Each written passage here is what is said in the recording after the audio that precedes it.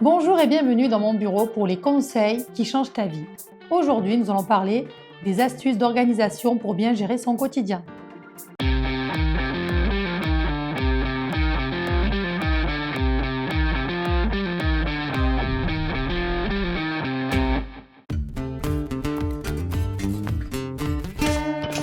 Non mais what? L'idée, c'est d'être plus clair, plus efficace et plus productif dans votre activité.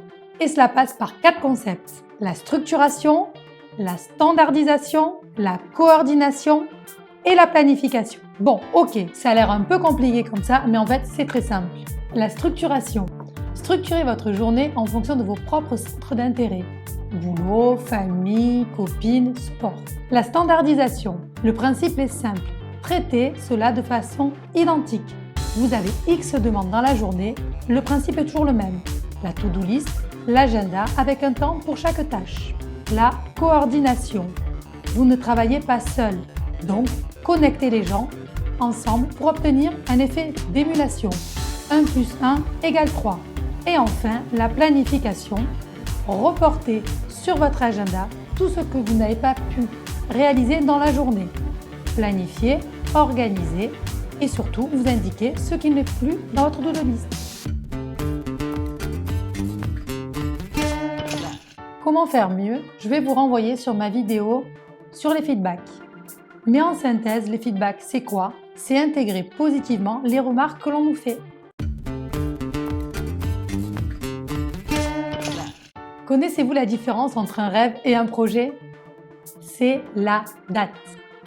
Pour voir vos actions avancer, il faut se fixer une échéance. Car plus on a le temps pour effectuer une tâche, plus cette tâche va vous prendre du temps.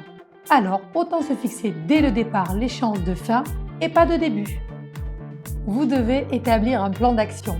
Quand on se lance dans une tâche, on se doit dès le début de connaître la date de fin.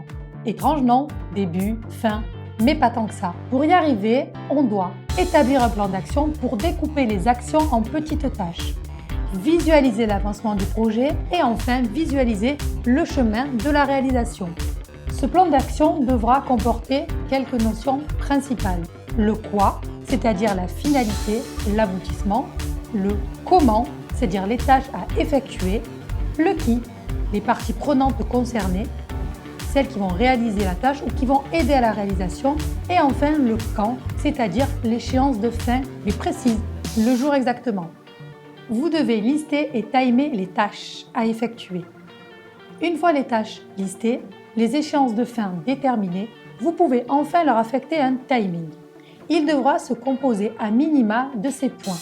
La durée de traitement, c'est-à-dire combien de temps vous souhaitez attribuer à la réalisation de la tâche, et le délai d'attente.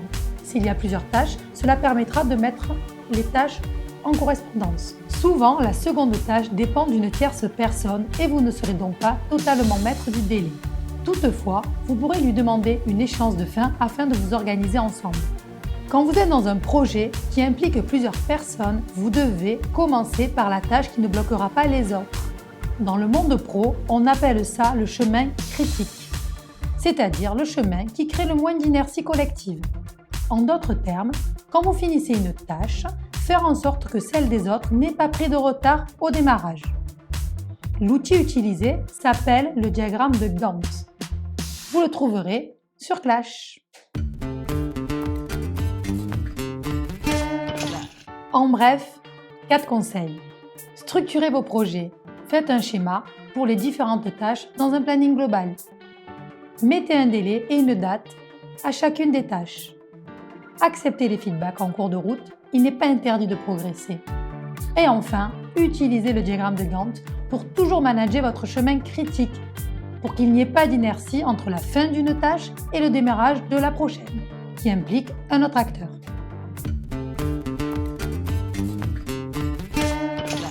Je vous dis à très bientôt pour les conseils qui changent ta vie.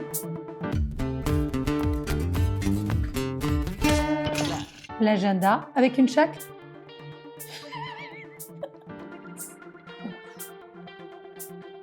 L'inverse.